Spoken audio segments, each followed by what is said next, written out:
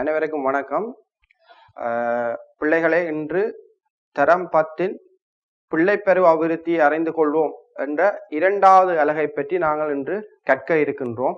மிக முக்கியமான ஒரு பருவங்களாக இருக்கின்றது. இந்த பருவங்களிலே நாங்கள் விளங்கிக் கொள்ள வேண்டிய ஒரே ஒரு விடயம், நாங்கள் தற்போது தரம் 10 இருக்கின்ற மாணவர்கள் கட்டிலமை பருவத்திலே இருக்கின்றோம். அவை கட்டிலமை பருவத்திலே இருக்கின்ற நாங்கள் தற்போது கடந்து வந்த பருவங்களை பற்றி சற்று நோக்குகின்ற போது நாங்கள் என்ன நிலைகளிலே இருந்தோம் என்பதை இங்கே நாங்கள் அவதானிக்கக்கூடியதாக இருக்கும். ஆகவே மாணவர்களாகிய நாங்கள் மிக முக்கியமாக தெரிந்திருக்க வேண்டிய ஒரு விடயம், இந்த பருவங்கள் அதாவது என்ன மாதிரி அமைந்திருக்கும் என்று. இந்த பிள்ளை பருவத்தின் பிரதான கட்டங்கள் நாங்கள் 5 வகையாக வகைப்படுத்தி கொள்ளக்கூடியதாக இருக்கின்றது. முதலாவது பிறப்புக்கு முந்திய பருவம் அல்ல முற்பிரசவ பருவம் என்று சொல்லலாம். 2வது சிசு பருவம், 3வது குழந்தை பருவம், 4வது முன்பிள்ளை பருவம், 5வது பிள்ளை பருவம் என 5 வகையாக வகைப்படுத்தலாம். இவற்றுக்கு உரிய கால வரையறைகள் வித்தியாசமானதாக இருக்கும். உண்மையிலே நீங்கள் யோசிக்க வேண்டும், பிள்ளைகளை மீண்டும் ஒரு தடவை விளங்கிக் கொள்ள வேண்டும். முன்பிரசவ பருவம் என்பது அதாவது தாயின் கருப்பையிலிருந்து கருக்கட்டப்பட்டதிலிருந்து குழந்தை பிறக்கும் வரையிலான காலங்கள்லாம் இந்த முன்பிரசவ பருவம். அந்நளவாக 280 நாட்களாக இது இருப்பதை நாங்கள் அவதானிக்கக்கூடியதாக இருக்கின்றது. அதனை அடிப்படையாக கொண்டு அடுத்ததாக சிசு பருவம் 28 நாட்கள், அங்கு 280 நாட்கள், இங்கு 28 நாட்கள், இலகுவாக ஞாபகப்படுத்தி கொள்ளக்கூடியதாக இருக்கின்றது. குழந்தை பருவத்தை எடுக்கின்ற போது 1 மாதம் முதல் 1 வருடம் வரையான காலம்தான் இந்த குழந்தை பருவம். 3வது விடயத்துக்கு அடுத்தபடியாக 4வது விடயத்தை நாங்கள் நோக்குகின்ற போது முன்பிள்ளை பருவம். முன்பிள்ளை பருவம் 1 வயதிலிருந்து 5 வயது வரையான காலப்பகுதிகளை உள்ளடக்கியதாகத்தான் இருக்கின்றது இந்த முன்பிள்ளை பருவம்.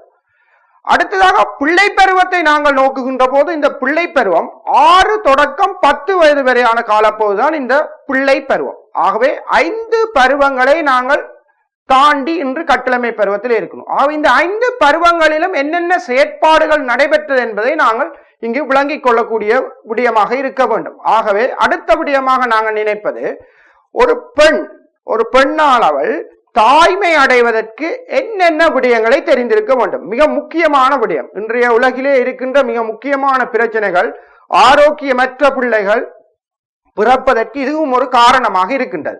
ஆகவே ஒரு பெண் தாய்மை அடைய என்னென்ன விடயங்களை தெரிந்திருக்கணும். முதலாவது, எங்களுடைய நாட்டின் சட்டத்திட்டத்துக்கு அமைய 18 வயதை பூர்த்தி செய்யணும். இது மிக முக்கியமான ஒரு விடயம்.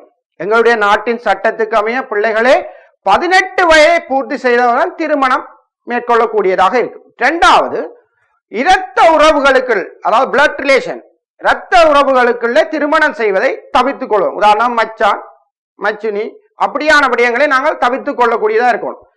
அதாவது இதை நாங்கள் தவிர்ப்பதன் மூலம் தலசீமியா என்று சொல்லப்படுகின்ற ஒரு நோயிலிருந்து நாங்கள் விடுபடுவதற்கு மிக முக்கியமாக ஒரு உதவியாக இருக்கும். ஆகவே மிக விழிப்புணர்ச்சியாக இருக்க வேண்டும். இரத்த உறவுகளுக்குள்ளே திருமணம் செய்வதை தவிர்த்துக் கொள்வது மிக முக்கியமான.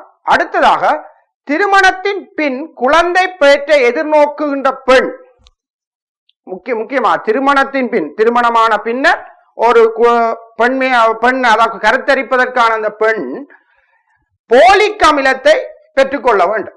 போலிக் அமிலத்தை பெற்றுக்கொள்வதன் மூலம் அந்த குழந்தையினுடைய ஆரோக்கியத்தை, கருத்தரிப்பதற்குரிய பூரண ஒரு நல்ல நிலையை அடையக்கூடியதாக இருக்கின்றது. அடுத்ததாக, 15 வயதை பூர்த்தி செய்த ஒரு பெண் பிள்ளை ருபெல்லா தடுப்பூசி, உங்களுக்கு தெரியும், உங்களுடைய பாடசாலைகளிலே இந்த ஊசி போடப்படுகின்றது என்பதை நீங்கள் தெளிவாக தெரிந்து கொள்ளும் பெண் பிள்ளைகள் குறிப்பாக. அடுத்தது, கருத்தரிப்பது தொடர்பான ஆலோசனைகள், அட்வைஸ். மிக முக்கியமாக இன்றைக்கு இருக்கிற பிரச்சனை இதுதான். அதாவது குறித்த துறை சார்ந்த வைத்தியர்களுடன் நாங்கள் தொடர்பை ஏற்படுத்தி இது தொடர்பான ஆலோசனைகளை பெற்றுக்கொள்வதன் மூலம் நாங்கள் அந்த சரியான முறையில கருத்தரிப்பதற்குரிய வழிவகைகளையும் ஆரோக்கியமான குழந்தையை பெற்றெடுப்பதற்கான வழிமுறைகளையும் நாங்கள் ஏற்படுத்திக் கொள்ளலாம். ஆகவே நீங்கள் விளங்கிக் கொள்ள வேண்டும் பிள்ளைகளே, ஒரு பெண் தாய்மை அடைகிறதுக்கு என்னென்ன விடயங்கள் தெரிந்திருக்கணும். முதலாவது, இலங்கை சட்டத்துக்கு அமைய 18 வயதை பூர்த்தி செய்திருக்கணும். அடுத்த, இரத்த உறவுகளுக்கு திருமணம் செய்வதை தவிர்த்துக் கொள்ள வேண்டும்.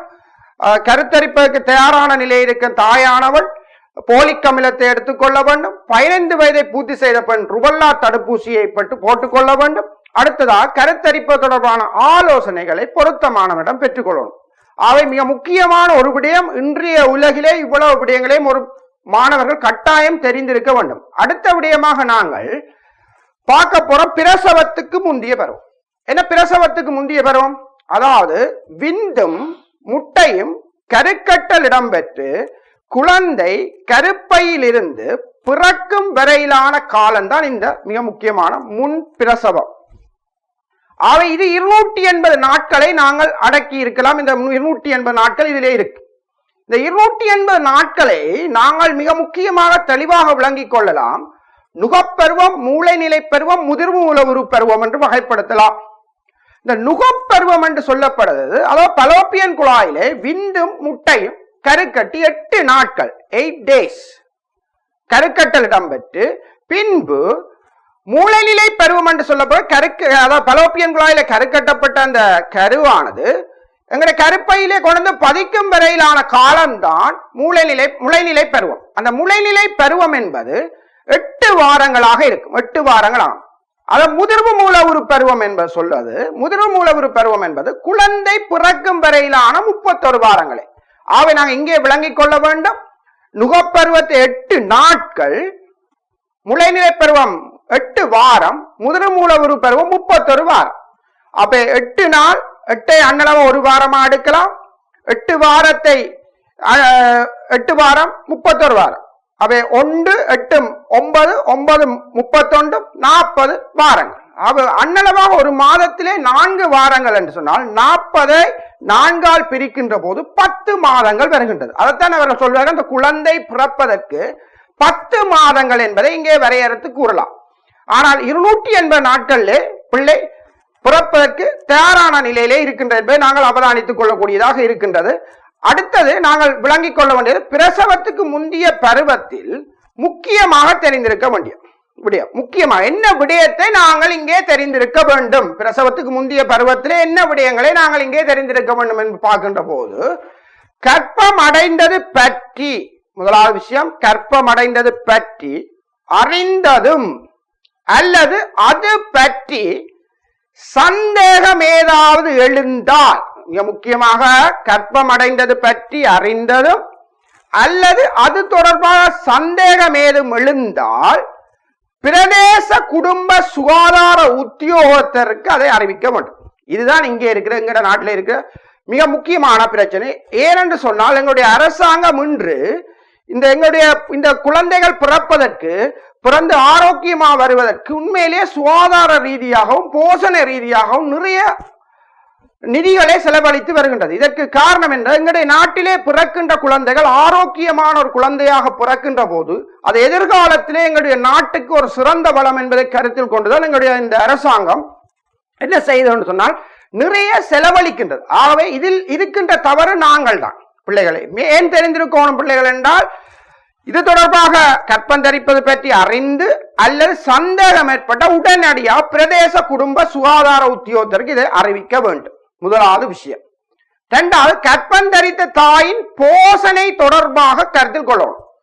இங்கே விளங்கிக் கொள்ள வேண்டும், சர்வதேச ரீதிகளிலே ஒரு தாய் கற்பம் அடைந்தால் 12 கிலோகிராம் நிறைய அதிகரிக்கும். ஆனா இலங்கையின்படி 7.5 கிலோகிராம் நிறைய பெற்றால் அந்த தாய் ஆரோக்கியமான ஒரு தாயாக இருக்கும். அவை போஷணை தொடர்பாக இங்கே மிக முக்கியமான கவனம் எடுக்க வேண்டும். அதிலேயும் பிறக்கின்ற குழந்தை 2.5 கிலோகிராம் தொடக்கம் 3.5 கிலோகிராமுக்கு இடைப்பட்டதாக பிறக்க வேண்டும். அவ்வாறு பிறக்கின்ற போதுதான் அந்த குழந்தை என்ன செய்யும் பிள்ளைகளை ஆரோக்கியமா இருக்கும். மிக முக்கியமாக விளங்கிக் கொள்ள வேண்டும் பிள்ளைகளை. இங்கே இருக்கிற மிக முக்கியமான விஷயம் என்னன்னு சொன்னால், எங்கட நாட்டிலே இது தொடர்பாக நாங்கள் தெளிவான அறிவை பெறுகின்ற போது எதிர்காலத்திலே ஒரு ஆரோக்கியமான சமூகத்தை நாங்கள் இங்கே கட்டி எழுப்பலாம். அடுத்தது மூன்றாவது விடயம், தாயின் மனநிலை மகிழ்ச்சியாக இருக்கணும். இதான் இங்கே இருக்கிற விஷயம். உளநிலை இன்றைய உலகிலே இருக்கிற மிக முக்கியமான பிரச்சனை இந்த உளநிலை பாதிக்கப்படுதல். அப்ப கற்பந்தரித்த தாய் உளநிலை ஆரோக்கியமாக இருக்கின்ற போது அங்கு பிறக்கின்ற குழந்தையும் ஒரு ஆரோக்கியமான குழந்தையாக இருக்கும். இந்திய உலகிலே போட்டியான உலகிலே வருமானத்தை பெறுதல், போட்டியான கல்வி, புதிய செயற்பாடுகள் ஈடுபடுதல், புதிய விடயங்களை கையாண்டு பார்த்தல் போன்ற விடயங்களிலே நேரத்தை செலவிடுகின்ற போதும் இந்த தாய்க்கு நாங்கள் வழங்க வேண்டிய, அந்த கற்பந்தரித்த தாய்க்கு வழங்க வேண்டிய அந்த மகிழ்ச்சி என்ற விடயத்தை நாங்கள் கவனிக்க தவறுகின்றோம். அவை அது தொடர்பாக நாங்கள் கவனமாக இருக்க வேண்டும்.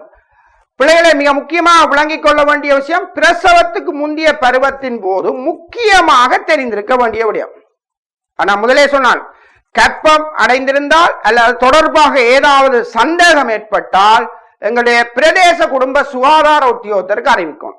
இரண்டாவது, போஷணை தொடர்பாக இந்த விடயத்தில் நாங்கள் மிக கவனமாக இருக்க வேண்டும். ஏனென்று சொன்னால், தாயினுடைய நிறை நான் சொன்ன 7.5 கிலோகிராம் அதிகரிக்கும். பிறக்கின்ற குழந்தை 2.5 கிலோகிராமிலிருந்து 3.5 கிலோகிராமுக்கு இடைப்பட்டதாக இருக்கும்.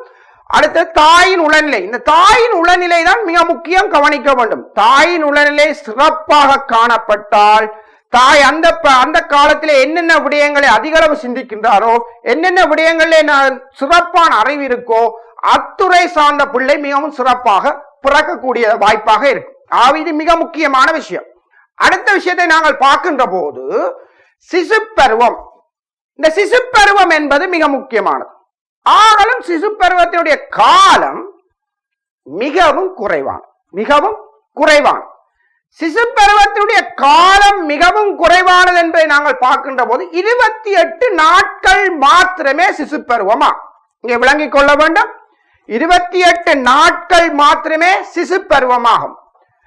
நாங்கள் இங்கே அந்த சிசு பருவத்திலே அவர்களுக்கு இருக்கின்ற உடலியல் தேவைகள், உள சமூக தேவைகள் என்ற விடயத்தை நாங்கள் பார்க்க வேண்டும். அவை இந்த 28 நாட்களிலே அவருக்கு என்ன உடலியல் தேவை, என்ன உள சமூக தேவை மிக முக்கியம். அவை நீங்கள் கேள்வி என்றெல்லாம் என்ன 28 நாட்களுக்கு என்ன இந்த பிள்ளைக்கு உடலியல் தேவை, உள சமூக தேவை என்பது மிக முக்கியமானது. இந்த பருவத்திலேதான் தாய்க்கும் சேக்கும் இடையிலான பரிச உணர்வுன்னு சொல்லுவாங்க. ஒரு கிட்ட, அதாவது ஒரு பரிச உணர்வு என்பது மிக முக்கியமான ஒரு சிறந்த நிலையாக இருக்கின்றது. ஏனையவர்கள் அங்கு தாய் குழந்தைக்கு கிட்டே போகின்ற போது, இந்த சிசு பருவத்திலே குழந்தை பிள்ளையில் எந்தவித தாக்கம், ஆனால் தாய் கிட்டே நெருங்குகின்ற போது பிள்ளையுடைய உடல் அசைவுகள் என்பன வித்தியாசத்தை அவதானிக்கக்கூடியதாக இருக்கு. இந்த பருவத்திலே சிசு பருவத்தின் உடலியல் தேவைகள் என்கின்ற போது முதலாவது போஷணை.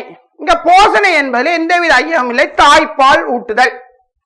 இந்த தாய்ப்பால் தான் இங்கே மிக முக்கியமானது. இந்த தாய்ப்பால் ஊட்டுதல் என்பது இங்கே மிக முக்கியமானது. இந்த தாய்ப்பால் குழந்தை வளர்ச்சி, நோய் எதிர்ப்பு சக்தி மிக முக்கியமானது. குழந்தை வளர்ச்சி, நோய் எதிர்ப்பு சக்தி. இந்த குழந்தை வளர்ச்சி, நோய் எதிர்ப்பு சக்தி என்பது நாங்கள் ஏற்கனவே பின்பு பார்ப்போம். அதாவது குழந்தை பிறந்ததும் தாய்ப்பால் கொடுக்கின்ற அந்த குழந்தை பிறந்த குறிப்பிட்ட நாட்களுக்குள் கொலஸ்ட்ரம் என்று சொல்லப்படுகின்ற ஒரு மஞ்சள் நிறமான ஒரு, நீங்க உங்களுக்கு தெரியும், அது அதான் சொல்வார் கடும்பு பால் என்று சொல்வார். அந்த பாலை நாங்கள் உட்கொள்வோம். அதில் நிறைய நோய் எதிர்ப்பு சக்திகள் இருக்கின்றது. அந்த நோய் எதிர்ப்பு சக்திகள் பிள்ளைக்கு கிடைக்கும். ஆகவே கட்டாயமாக அந்த சிசு பருவத்திலே அந்த பிள்ளைக்கு என்ன செய்ய வேண்டும் என்று சொன்னால், தாய்ப்பால் கொடுத்தல் மிகவும் அவசியமானது. அங்கே 2 விடயங்கள், உடல் வளர்ச்சியும் ஏற்படும், நோய் எதிர்ப்பு சக்தியையும் என்ன செய்யும், அது தூண்டும். வளர்ச்சி. அடுத்தது உணவு என்கின்ற போது இங்கே ஒரு பிரச்சனையும் இல்லை, அது தாய்ப்பால் தான். உணவு மிக முக்கியமான விஷயம். போதிய அளவு நித்திரை. அதாவது இந்த பருவத்திலே குழந்தை கிட்டத்தட்ட ஒரு 20 மணித்தியாலங்கள் சிசு பருவத்திலே நித்திரை கொள்ளும். அங்கே ஓய்வும் அதனால் வருகின்றது. நித்திரை, அதனால் ஓய்வு மிக முக்கியமான வளர்ச்சி ஒரு விஷயம். அந்த வளர்ச்சியிலே உணவு, 2வது அதாவது தூக்கம், 3வது ஓய்வு மிக முக்கியமான. அடுத்த விடயம் நாங்கள் நினைக்கணும், பாதுகாப்பு. குழந்தைக்கு இந்த பருவத்திலே பாதுகாப்பு, சூடு, குளிர் போன்றவற்றிலிருந்து பாதுகாப்பு வழங்க வேண்டும். மிக முக்கியமான விஷயம். பாதுகாப்பு வழங்குதல் என்பது இந்த பிள்ளைக்கு மிகவும் அவசியமான ஒரு விடயமாக இருக்கிறது. 2வது, குழந்தை விழுதல் அல்லது உட்காயம் ஏற்படல், அதாவது குழந்தை தவறுதலாக விழலாம் அல்லது உட்காயம் ஏற்படலாம் போன்றவற்றினால் பாதுகாத்தல் வேண்டும். 3வது, நோய்க்கிருமிகளிலிருந்து பாதுகாப்பளித்தல். என்ன நோய்க்கிருமிகள்? அதாவது பிள்ளைகள் சன நெரிசல் உள்ள இடங்களுக்கு கொண்டு செல்வதை தவிர்த்துக் கொள்ளணும். குறிப்பாக இன்று இருக்கின்ற பிரச்சனை, அதாவது எங்களுடைய COVID-19 பிரச்சனை, அவை மிக முக்கியமாக இந்த பிள்ளைகள், அதாவது கற்பந்தரித்த தாய் பிள்ளை பிறந்த குழந்தை கூட போகக்கூடாது. அவை மிக முக்கியமான ஒரு விடயமாக இருக்கின்றது. இங்கே இருக்கின்ற ஒரு விடயமாகும். அவை நாங்கள் பார்க்க வேண்டும். இந்த சிசு பருவத்திலே என்ன உடலியல் தேவை, உள தேவை, அது மிக முக்கியமான உள சமூக தேவைகள் இருக்கின்றது. உடலியல் தேவையோட உள சமூக தேவைகள். உடலியல் தேவையில நாங்க இங்க பார்த்தோம், முதலாவது போஷணை பார்த்தோம், 2வது வளர்ச்சி பார்த்தோம், மூன்றாவது பாதுகாப்பு பார்த்தோம். அடுத்த விடயம் நாங்கள் பார்த்த சிசு பருவத்திலே உள்ள உடலியல் தேவைகள் பார்த்தோம். அந்த உடலியல் தேவைகள்ல என்னென்ன உடலியல் தேவை? போஷணை, வளர்ச்சி, பாதுகாப்பு, 3 விடயங்களை மிக முக்கியமாக பார்த்தோம்.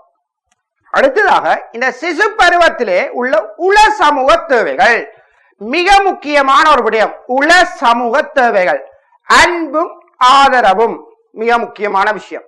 இங்கே அன்பு என்பதும் வேறு, ஆதரவு என்பதும் வேறு. 2 விடயங்களை யோசித்துக் கொள்ள வேண்டும்.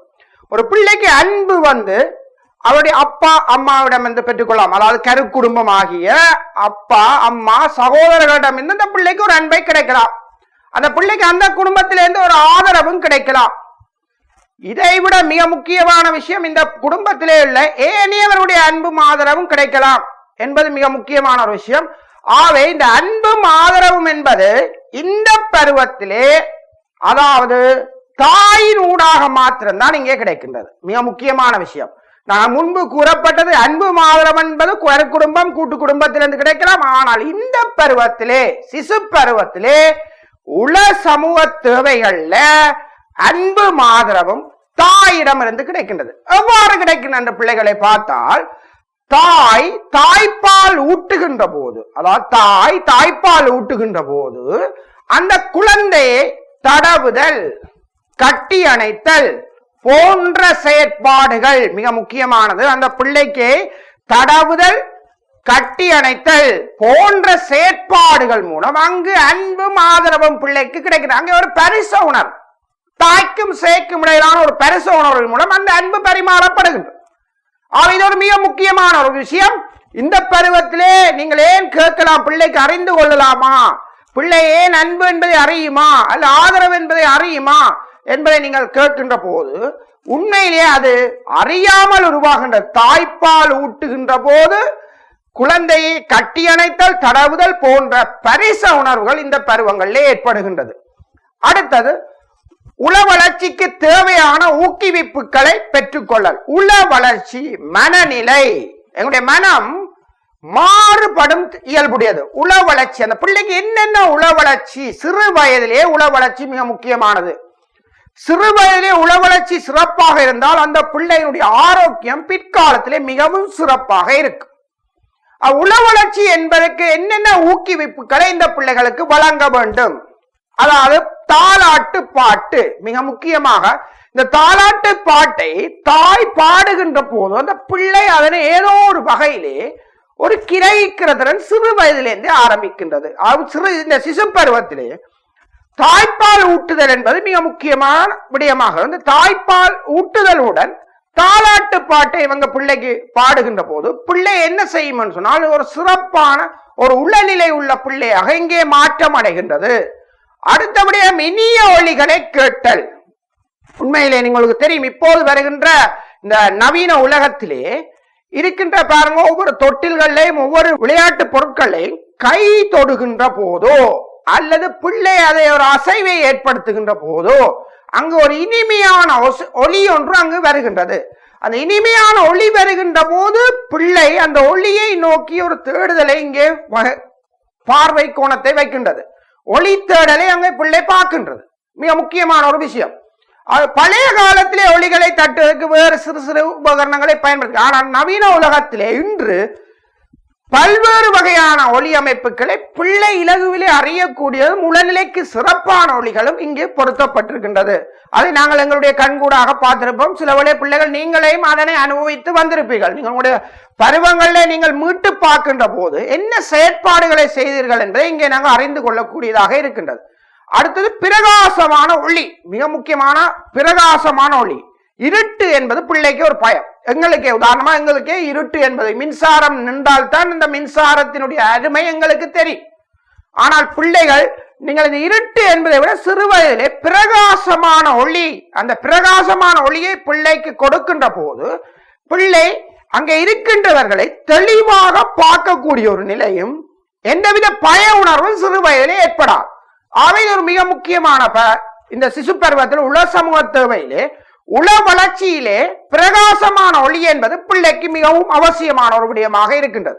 அடுத்தது குழந்தை எமது அவதானத்தை, மிக முக்கியமான விஷயம், அது அவதானத்தை பெற எத்தனிக்கும் போதெல்லாம் குழந்தை எப்போது சிசு பருவத்திலே குழந்தை எங்களுடைய அவதானத்தை நாங்கள் ஒரு சத்தத்தை கொடுக்கின்ற போது எங்களை பார்க்கின்ற போதோ அல்லது தங்களுடைய சத்தத்தின் போது காலசைவோ அல்லது கையசைவோ ஏதாவது ஒரு செயற்பாட்டை பிள்ளை செய்கின்ற போது கட்டாயம் நாங்கள் அதை ஏற்றுக்கொள்ள வேண்டும். ஏற்றுக்கொள்ளுதல் என்பது பிள்ளை என்னுடைய ஒளி அசைவுக்கோ அல்லது என்னுடைய செயற்பாட்டுக்கு ஏதோ ஒரு அசைவை காட்டுகின்ற போது அந்த பிள்ளைக்கு நாங்கள் மகிழ்ச்சிகரமாக அல்லது புன்னகையாக அல்லது ஒரு வித்தியாசமான உணர்வை பிள்ளைக்கு நாங்கள் ஏற்படுத்தி கொடுக்க வேண்டும். இதுதான் இங்கே இருக்கிற பிரச்சனை. குறிப்பாக அந்த தாயினுடைய அசைவு, அந்த பரிசு உணர்வு என்று சொல்வார்களே, தாயுடைய அசைவு இந்த பருவத்தில் மிக முக்கியமானது. ஆனா ஏனையவர்களும் அந்த ஒளியிலே வித்தியாசம் காட்டுகின்ற போது அந்த ஒளியினுடைய சமிக்கைக்கேற்ப கால்களை அசைத்தல், கைகளை அசைத்தல், கண் புருவங்களை அசைத்தல், வாயை அசைத்தல் போன்ற செயற்பாடுகள் இந்த பருவத்திலே பிள்ளை என்ன செய்யும், இலகுவாக செய்யும். அதனை நாங்கள் ஏற்றுக்கொண்டு அந்த பிள்ளைக்கு அந்த விடயம் பற்றி என்ன செய்யணும், நாங்கள் அவதான என்ன செயற்பாடுகளுக்கு என்ன அசைவை காட்டுகின்ற என்பது பிள்ளை அதில் மகிழ்ச்சியாக இருக்கிறார் என்றால் அந்த செயற்பாடுகளை மீண்டும் மீண்டும் செய்கின்ற போது பிள்ளையினுடைய உளநிலை மிகவும் சிறப்பாக இருக்கின்றது. அடுத்த விடயத்தை நாங்கள் நோக்குகின்ற போது மிக முக்கியமான விஷயம், இன்றைய உலகிலே உங்களுக்கு தெரியும், இந்த காலத்திலே பழைய காலத்திலே இருந்தவர்களுக்கும் தற்போது இருக்கிறவர்களுக்கும் உடைய நோய் எதிர்ப்பு சக்தி பற்றி நாங்கள் இந்த விடயத்திலே மிக முக்கியமாக தெளிவாக இருக்கணும். பிள்ளைகளை ஏன் பிள்ளைகள் சொல்ல வேண்டும் என்றால் தாய்ப்பாலின் முக்கியத்துவம் மிக முக்கியமான விஷயம். தாய்ப்பாலின் முக்கியத்துவம், இந்த தாய்ப்பாலிலே அனைத்து போஷணை பெருமானங்களும், அதனால் போஷணை என்று பார்க்கின்ற போது கார்போஹைட்ரேட், புரதம், இனிப்பிட்டு, அங்கே விட்டமின்கள், கனிப்புகள், நாற்பொருள், நீர் என்று நாங்கள் பார்க்கலாம். ஆனா நீங்க கிடைக்கின்ற என்னென்றா அனைத்து போஷணை பெருமானங்களும் இந்த தாய்ப்பாலிலே கிடைக்கின்றது. நான் முதல் ஏற்கனவே சொன்னதுபடி குழந்தை பிறந்த சில நாட்களில் தாய்ப்பாலில் உள்ள கொலஸ்ட்ரம் என்று சொல்லப்படுகின்ற ஒரு மஞ்சள் நிறமான ஒரு பொருள் சுரக்கும். அது நோய் எதிர்ப்பு சக்தி மிகவும் உயர்வாக இருக்கு.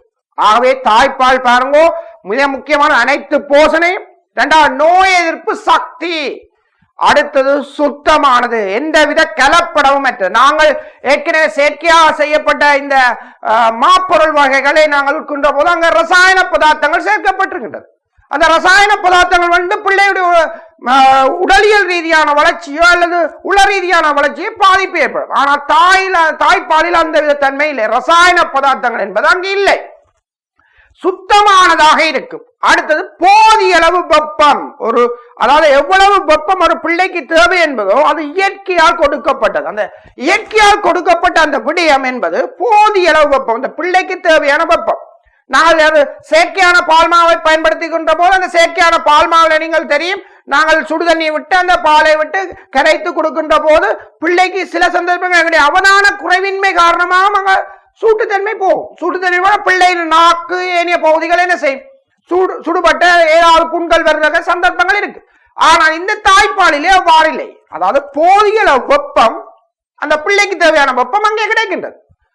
அடுத்தது பிள்ளைக்கு தேவை என்று சொன்னால் உடனடியாக கொடுக்கலாம். தாய் கடைக்கு போயோ இல்ல வேற எங்க போய் வேண்டாம், தாய்ப்பால் உடனடியாக பிள்ளை அழுகின்ற போது உடனடியாக கொடுக்கக்கூடியதாக இருக்கு. அடுத்த விடயம் நாங்கள் பார்க்க போகின்றோம், மிக முக்கியமானது தாய்க்கும் குழந்தைக்கும் இடையிலான உறவு. இதுதான் மிக முக்கியம் இன்றைய உலகிலே. அதாவது பெற்றோர்களும் எங்களுடைய பிள்ளைகளும் இடை விலகுவதற்கு காரணம் இதான், மிக முக்கியமானது. சேர்ந்து உணவு உண்கின்ற போது, தினமும் சேர்ந்து உணவு உண்கின்ற போது அந்த பிள்ளையினுடைய உணர்வுகளையும் பிள்ளையினுடைய செயற்பாடுகளையும் அந்த தாய் தந்தை அறிந்து கொள்ளக்கூடியதாக இருக்கின்றது. அப்ப விரைவான இந்த உலகத்திலே என்ன செய்கின்றோம் என்று சொன்னால் அவரவருக்கு கிடைக்கின்ற நேரங்களை பொறுத்து அவர் உணவு உண்டு போகிறார். பிள்ளைகள் வருவார்கள், மேசையில இருந்து உட்கொள்வார்கள், உட்கொண்டு அவர்கள் தங்களுடைய செயற்பாடு, தந்தை வருவார், தாய் வருவார், தங்களுடைய நேரத்துக்கு ஏற்ப. ஆனால் அங்கு சேர்ந்து இருக்கின்ற ஒரு தன்மை இல்லாமல் பிள்ளையிடம் என்ன பிரச்சனை இருக்கின்றது, பிள்ளைக்கு என்ன உணர்வு இருக்கிறது, பிள்ளைக்கு என்ன தேவை இருக்கிறது என்பதை கேட்டுக்கொள்ள முடியாத நிலை ஏற்படுகின்றது தற்காலத்தில். அவை தாய்க்கும் குழந்தைக்கும் இடையிலான உறவு சிறு வயதிலே, குறிப்பாக இந்த தாய்ப்பால் ஊட்டுவதன் மூலம் அந்த உணர்வு சிறு வயதிலிருந்து அதிகரிக்கிறது. அடுத்த நோய் எதிர்ப்பு சக்தி, நான் முதலே சொன்னால் அதிகமான நோய் எதிர்ப்பு சக்தி தாய்ப்பாலில்.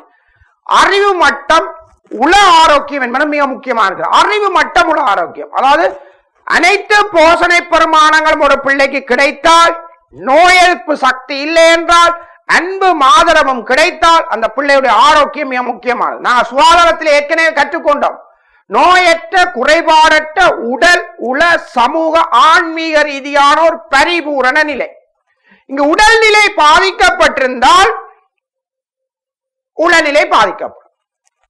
உளநிலை பாதிக்கப்பட்டிருந்தால் சமூக நிலை பாதிக்கப்படும். சமூக நிலை பாதிக்கப்பட்டிருந்தால் எங்களுடைய ஆன்மீக நிலை பாதிக்கப்படும். உதாரணமா எனக்கு ஒரு இதுல இருக்கிற பிள்ளைகள ஒருவருக்கு ஒரு காய்ச்சலோ அல்லது ஒரு தடிமனோ அல்லது தலையடியோ ஏதாவது ஒரு நோய் நிலை ஏற்பட்டால் உங்களுடைய மனநிலை மகிழ்ச்சியாக இருக்குமா? முதலாவது கேள்வி. இல்லை, இருக்க முடியாது. ஆகவே அடுத்தது சமூகத்திலே ஒரு தொண்டிலே ஈடுபடலாமா? நான் காய்ச்சல், தற்போது காய்ச்சல் என்று சொன்னால் பிள்ளைகளை எடுக்கவே மாட்டார்கள். அங்க மகிழ்ச்சி, பிள்ளைக்கே பயம் ஏற்படும். எனக்கு கொரோனா பிரச்சனை இருக்கோ அல்ல கோவிட்-19 பிரச்சனை இருக்கோ பிள்ளைக்கு ஏற்படும். சமூகம் காய்ச்சல் என்ன செய்யும்? ஏற்றுக்கொள்ள முடியாது. இதுக்கு பிறகு நாங்கள் ஆன்மீக நலனில் ஈடுபடலாமா? கோயிலுக்கு போலாமா? கோயிலுக்கும் போகலாம். ஆகவே இங்கே தெரிஞ்சிருக்க வேண்டிய ஒரு விடயம், இந்த சிசு பருவத்திலே அறிவு மட்டமும் உள ஆரோக்கியமும் சிறப்பாக இருப்பதற்கு இந்த தாய்ப்பால் மிக முக்கியமான ஒரு விடயமாக இருக்கின்றது. அடுத்தது ஒவ்வாமை, அலர்ஜிக். தற்போது வருகின்ற செயற்கையான சில பால் வகைகள் பிள்ளைகளுக்கு ஒவ்வாமை ஏற்படுகின்றது. இந்த ஒவ்வாமை என்பது இந்த தாயிலே கிடைக்காது. தாய் பருவத்திலே இந்த தாயிலிருந்து கிடைக்கின்ற இந்த இயற்கையான இந்த தாய்ப்பால் ஒவ்வாமை தன்மை வந்து இங்கு கிடைக்காத நிலை காணப்படும். ஒவ்வாமை இங்கு ஏற்படாது என்றே நாங்கள் கூறிக்கொள்ளலாம். ஆகவே இந்த தாய்ப்பாலின் முக்கியத்தை நாங்கள் திரும்பி ஒரு தடவை பார்க்கின்ற போது அனைத்து போஷணை பெருமானங்களும் இங்கு கிடைக்கின்றது. மிக முக்கியமா பிள்ளைகளே இங்கு தெரிந்திருக்க வேண்டியது அனைத்து போஷணை பெருமானங்களும். இரண்டாவது கொலஸ்ட்ரம், மஞ்சள் நிறம் கொழுப்பு பதார்த்தம் என்ன செய்யும் சொன்னால் அதிக அளவு நோய் எதிர்ப்பு சக்தியை ஏற்படுத்தும். மூன்றாவது சுத்தமானது, நான் ஏற்கனவே சொன்ன மாதிரி எந்தவித கலப்படமும் அற்றது, போதிய அளவு வெப்பநிலை. நாலாவது விஷயம். ஐந்தாவது உடனடியாக பெற்றுக்கொள்ளலாம். ஆறாவது விடயம், தாய்க்கும் சேக்கும் இடையிலான உறவு அதிகரிக்கும். மிக முக்கியமான விஷயம். நோய் எதிர்ப்பு சக்தி ஏற்கனவே நாங்கள் கற்றுக்கொண்ட நாங்கள் அறிவு மட்டமும் உள ஆரோக்கியம் மிகவும் சிறப்பாக இருக்கும். ஒவ்வாமை ஏற்படாது இருக்கும். ஆகவே பாருங்கள் பிள்ளைகளே, சிசு பருவத்திலே நாங்கள் கற்றுக்கொண்ட உடலியல் தேவை, உள சமூக தேவை, அந்த சிசு பருவத்திலே நாங்கள் ஒரு தாய்ப்பால் கொடுப்பதன் முக்கியத்துவம் பற்றி இங்கே பார்த்திருந்தோம். மிக முக்கியமான விஷயம், அந்த சிசு பருவத்திலே இந்த தாய்ப்பாலின் முக்கியத்துவத்தை பற்றி தெரிந்திருந்தோம். ஆகவே அடுத்த விடயமாக நாங்கள் பார்க்க இருப்பது குழந்தை பருவம். இந்த குழந்தை பருவம் என்று சொல்லப்படுகின்றது ஒரு மாதத்திலிருந்து ஒரு வருடம். ஒரு மாதம் ஒரு வருடம் மிக முக்கியமான விஷயம். ஒரு மாதத்திலிருந்து ஒரு வருடம் வரை குழந்தை பருவமாகும். இந்த குழந்தை பருவத்தை நாங்கள் பார்க்கின்ற போது இந்த குழந்தை பருவத்திலே இருக்கின்ற உடலியல் தேவைகள் என்னென்ன? உடலியல் தேவைகள் குழந்தைக்கு ஏற்கனவே பார்த்த மாதிரி முதலாவது போஷணை, மிக முக்கியமான விஷயம். போஷணை, இந்த குழந்தை பருவத்திலே போஷணை, போஷணையிலே மிக முக்கியமானது 6 மாதங்களுக்கு கட்டாயமாக தாய்ப்பால் கொடுத்தல் வேண்டும். எத்தனை மாதங்களுக்கு பிள்ளைகளே? 6 மாதங்களுக்கு நாங்கள் தாய்ப்பால் கொடுக்க வேண்டும். 6 மாதங்களுக்கு தாய்ப்பால் கொடுக்கின்ற போது அந்த தாய்ப்பாலுடைய மகிமையை நாங்கள் முதலே கூறியிருந்தேன். என்னென்ன நன்மைகள், என்னென்ன முக்கியத்துவங்கள் என்று நான் முன்பு கூறியிருந்தேன். அவை தாய்ப்பாலை 6 மாதங்களுக்கு கொடுத்தல் வேண்டும். இதிலேயும் ஒரு சின்ன ஒரு விதிவிலக்கு, பெற்றோர்கள் வேலைக்கு செல்வதாக இருந்தால் 4 மாதங்கள் வரை கொடுக்கலாம். கொடுத்த பின் ஏனைய உணவு வகைகளை கொடுக்கலாம். குறிப்பாக ஏனைய உணவுகள் அரை திண்ம நிலையிலான உணவுகள், கிட்டத்தட்ட ஒரு லிக்யூட் சிஸ்டம் சொல்லலாம், அது தண்ணித்தன்மையான உணவுகளை அந்த பிள்ளைகளுக்கு கொடுக்கலாம். ஏனென்றால் இலகுவிலே சமிபாடடையக்கூடியதாக இருக்கு. ஆவை விளங்கிக் கொள்ள வேண்டும். இங்கு இருக்கின்ற போஷணையிலே 6 மாதங்களுக்கு கொடுக்கலாம். ஒரு சின்ன விதிவிலக்கு, பெற்றோர்கள் வேலைக்கு செல்வதாக அந்த 4 மாதங்களின் முன் ஏனைய உணவு வகைகளை ஆரம்பிக்கலாம். அதிலேயும் குறிப்பாக நீங்க விளங்கிக் கொள்ள வேண்டிய ஒரே ஒரு விடயம், இந்த பருவத்திலே சீனி உப்பு சேர்த்து கொள்ளவே கூடாது. குழந்தை பருவத்திலே மிக முக்கியமாக இந்த உடலியல் தேவையிலுள்ள போஷணையிலே சீனி உப்பு பற்றி மிக முக்கியமான விஷயமாக இருக்குது. இந்த சீனி உப்பு பற்றி நாங்கள் மிகவும் தெளிவாக விளங்கிக் கொள்ளணும். ஒரு நாளைக்கு 2 தேக்கரண்டி சீனியத்தை நாங்கள் பயன்படுத்த வேண்டும். அதே போல 5 பேர் கொண்ட குடும்பத்திற்கு 400 கிராம் சீனியை எத்தனை பேருக்கு பயன்படுத்தணும்? அதாவது 5 பேர் கொண்ட குடும்பத்துக்கு உப்பை நாங்கள் எவ்வாறு பயன்படுத்துவோம் என்று பார்த்தோம் என்று சொன்னால் 5 பேர் கொண்ட குடும்பத்துக்கு 400 கிராம் உப்பை 20 நாட்களுக்கு நாங்கள் இங்கே பயன்படுத்த வேண்டும். அவை இது பற்றி சிறு வயதிலேருந்தே நாங்கள் இந்த திறனை வளர்க்கின்ற போது எதிர்காலத்திலே தொற்றா நோய்களிலிருந்து எங்களுடைய பிள்ளைகளை, அதாவது குறிப்பா உங்களை கூட காப்பாற்றிக் கொள்ளக்கூடியதாக இருக்கும். இது பற்றி அறிவு இல்லை. இன்று மென்பானங்களிலே பார்க்கின்றோம் பல்வேறு வகையான சீனி அதிகமாக உள்ளதுக்கு ஒரு கலர், அதாவது சீனி குறைவானதுக்கு சீனி இல்லாமல் இருப்பதற்கு என்று சொல்லி மென்பானங்களே அரசாங்கம் விழிப்புணர்ச்சிகளை ஏற்படுத்தி கொண்டிருக்கின்றது. ஆனா இந்த விழிப்புணர்ச்சிகளை நாங்கள் ஏளனம் செய்வது மிகவும் ஒரு வருத்தத்துக்குரிய விடயமாக இருக்கின்றது. பிள்ளைகளே, மிக முக்கியமாக எங்களுக்கு ஏற்படக்கூடிய நோய் நிலைமைகளை இந்த தவிர்ப்பதற்கு இன்று அரசாங்கம் பல்வேறு செயற்பாடுகளை செய்து கொண்டிருக்கின்ற போது நாங்கள் அது தொடர்பாக ஒரு போதும் ஏளனம் செய்யக்கூடாது. அவை இந்த சீனி உப்புக்களை இந்த குழந்தை பருவத்தில் நாங்கள் இயன்றவரை குறைத்து கொள்ளுதல் வேண்டும் என்பது மிக முக்கியமான ஒரு விடயம். அடுத்த விடயம் வளர்ச்சி. மிக முக்கியமாக குழந்தையிட உடலியல் தேவையிலே போஷணை பார்த்தோம். 2வது பார்க்க போறோம் வளர்ச்சி. மிக முக்கியமாக 3 மாதத்துக்கு ஒரு தடவை பிள்ளையுடைய உயரத்தை அளவிட வேண்டும். 1 மாதத்துக்கு ஒரு தடவை பிள்ளையினுடைய நிறையை நாங்கள் இங்கே என்ன செய்யணும்? அளவிட்டு கொள்ள வேண்டும். மிக முக்கியமான விஷயம்.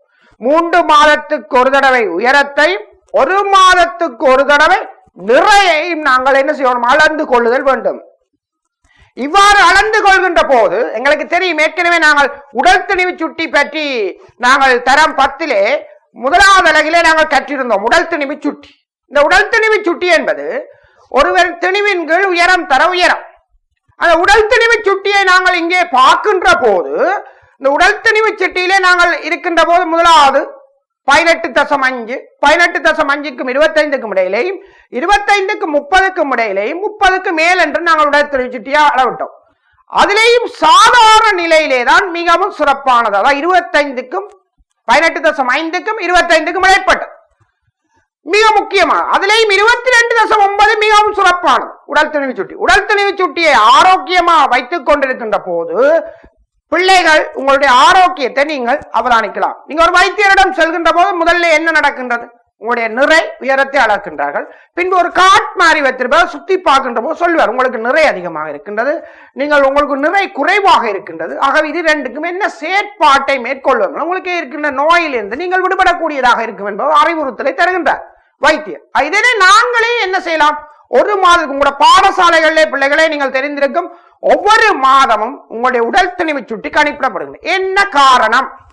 உங்களுக்கு ஏதாவது பிரச்சனை இருந்தால் உங்களுக்கு அந்த பிரச்சனை அடையாளம் கண்டு அதுக்குரிய செயற்பாடுகளை அந்த பிரதேச வைத்தியர் என்ன செய்கிறார்? மேற்கொள்கின்றார். ஆகவே வளர்ச்சி மிக முக்கியமானதாக இருக்கின்றது. இங்க உயரமும் நிறையும். அடுத்தது மிக முக்கியமாக வளர்ச்சி அதிகமாகவோ அல்லது குறைவாகவோ இந்த பருவத்தில் ஏற்பட்டால் அது தொடர்பான வைத்தியரை நாடுதல் வேண்டும். முக்கியமா அந்த பச்சை லெவல் பச்சை லெவலுக்கு மிக முக்கியமா. அந்த பச்சை லெவல்ல என்ன பிள்ளை இருந்தால் ஆரோக்கியம். அங்க பாரு, உங்களுக்கு தெரியும், அந்த ஒரு குடும்ப ஒரு காட்டு ஒன்று இருக்கும். அந்த பிள்ளை பிறந்தோட அந்த காட்டிலே ஒவ்வொரு மாதம் என்ன நடைபெறும் என்பதை அந்த ஒவ்வொரு செயற்பாடுகள் வளர்ச்சி போக்கு, அங்க உயரத்தின் வளர்ச்சி போக்கு என்ன, நிறையின் வளர்ச்சி போக்கு என்பதை என்ன செய்யும் அங்க காட்டி கொள்ளப்படுகின்றது. அதன் மூலம் என்ன பெற்றோர்களும் விழிப்புணர்ச்சி அடையலாம். அது தொடர்பாக எங்களுக்கு விழிப்புணர்ச்சியை வைத்தியர்கள் தருகின்ற போது பிள்ளையுடைய ஆரோக்கியத்தை போஷணையில நாங்கள் செல்வாக்கு செலுத்தலாம். மிக முக்கியமான விஷயமாக வளர்ச்சி. அடுத்த 3வது பாதுகாப்பு. இந்த பருவத்திலே தடுப்பூசிகள் நாங்கள் பின்பு பார்ப்போம். பின்பு நாங்கள் இது தொடர்பாக தடுப்பூசி தொடர்பான விடயங்கள் எந்தெந்த வயதிலே என்னென்ன தடுப்பூசிகளை நாங்கள் இங்கே போட்டுக்கொள்ள வேண்டும் என்பது பற்றிய விடயத்தை நாங்கள் பின்பகுதியிலே பார்த்துக் கொள்ளக்கூடியதாக இருக்கின்றது. அது தொடர்பாக மிகவும் விழிப்புணர்ச்சியாக இருக்க வேண்டும். அது மிக முக்கியமானது. அடுத்தது விபத்துக்கள் இருந்து பாதுகாத்தல். பிள்ளைகளை இந்த பருவத்திலே விபத்துக்கள் இருந்து பாதுகாக்கணும். என்ன வகையான விபத்துக்கள்? வீடுகளில் ஏற்படும் விபத்துக்களா இருக்கலாம், அல்லது வீட்டை சூழ உள்ள பகுதிகளில் இருக்கின்ற விபத்துக்களாகவும் இருக்கலாம். இவற்றிலிருந்து பிள்ளைகளை நாங்கள் பாதுகாத்துக் கொள்ள மிக முக்கியமான. அடுத்ததா சனநெரிசல் உள்ள இடங்களுக்கு கொண்டு செல்வதை தவிர்த்தல் வேண்டும். இன்றைய காலத்திலே மிக முக்கியமாக இந்த விடயம் அவதானிக்கப்பட வேண்டிய விடயமாக இருக்கின்றது. ஆகவே இது தொடர்பாக மிக முக்கியமா பிள்ளைகளே நாங்கள் பார்த்தோம். உடலியல் தேவைகள்ல முதலாவது போஷணை, இரண்டாவது வளர்ச்சி, மூன்றாவது பாதுகாப்பு. அடுத்தபடியும் இந்த குழந்தை பருவத்தின் உள சமூக தேவைகள் மிக முக்கியமா. உள்ளம் அதோட சார்ந்த சமூக தேவைகள் என்னென்று பார்க்கணும். அன்பும் ஆதரவும் மிக முக்கியமான விஷயம். அன்பும் நான் முதல் சொல்லி இருந்தேன், சிசு பருவத்திலே கூட இந்த விஷயத்தை சொல்லியிருந்தேன். கருக்குடும்பத்திலே இருக்கின்றவருடைய அன்பும் கூட்டு குடும்பத்திலே இருக்கின்றவருடைய அன்பும் இந்த பிள்ளைக்கு கிடைக்கின்ற போது அவருடைய அன்பு ஆதரவின் மூலம் அவருடைய உளநிலை மிகவும் சிறப்பாக இருக்கு. சமூக தேவைகளும் இலவுகளே நிறைவேறக்கூடியதாக இருக்கு. அவை பிள்ளைக்கு குடும்ப உறுப்பினர்கள் வீட்டு சூழலையும் கிடைக்கணும், குடும்ப உறுப்பினர்களையும் என்ன செய்யணும் சொன்னா இந்த அன்பு ஆதரவும் கிடைக்கும். இன்று அதுதான் மிக முக்கியமான விஷயம். இன்று இந்த பிள்ளைகளை இந்த அன்பையும் ஆதரவையும் நாங்கள் பெற்றுக்கொள்வதற்கான நேரத்தை நாங்கள் ஒதுக்குவதில்லை. மிக முக்கியமான ஒரு பிரச்சனையாக இருக்கிறது. அவை அன்பும் ஆதரவும் இந்த பருவத்திலே கட்டாயம் கிடைக்க வேண்டும். கருக்குடும்பத்தில் இருப்பவர்களையும் கூட்டு குடும்பத்தில் இருப்பவர்களும் கிடைக்க வேண்டும். முதலாவது விஷயம் இந்த பருவத்திலே. அடுத்தது உள வளர்ச்சிக்கு தேவையான ஊக்குவிப்புகள்.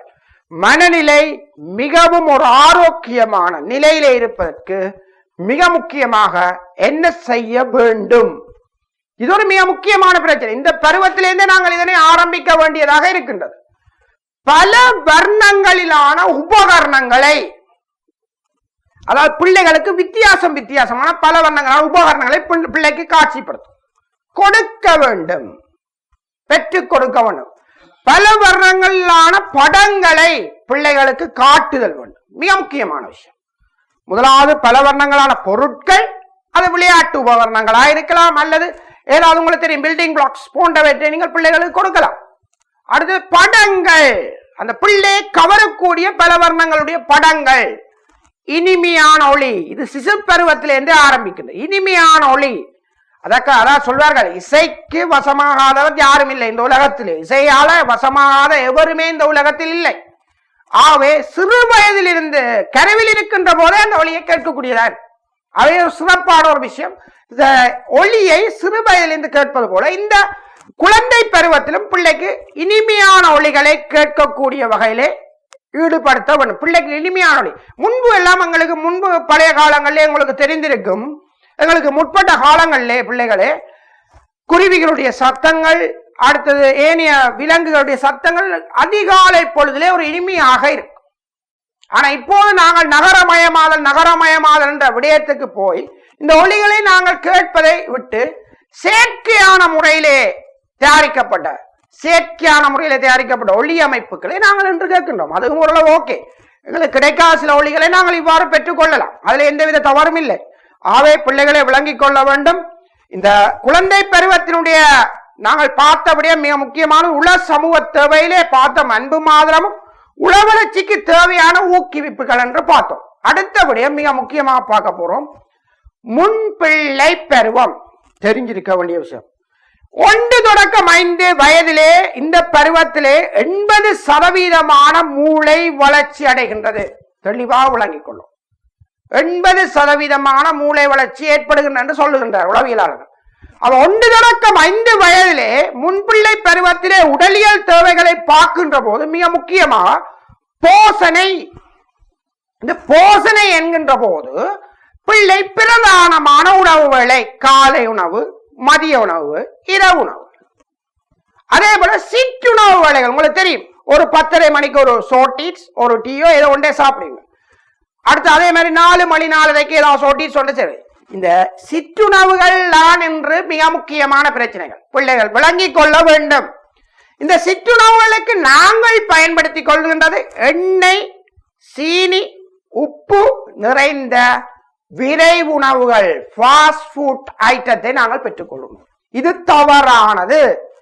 ஆகவே இந்த பருவத்திலிருந்து நாங்கள் இதனை விழிப்புணர்வாக இருக்கோம். சிற்றுணவுகள் அவங்களுக்கு தெரியும், கவுப்பி, கடலை, பயறு போன்றவற்றை நாங்கள் பயன்படுத்துவோம். அதாவது எண்ணெய் தன்மையற்ற, சீனித்தன்மையற்ற, உப்பு தன்மையற்ற உணவுகளை நாங்கள் பயன்படுத்திக் கொள்வதன் மூலம் மிக முக்கியமாக தொற்றா நோய்களில் இருந்து சிறு வயதில் இருந்தே நாங்கள் தப்பித்துக் கொள்ளக்கூடியதா இருக்கும்.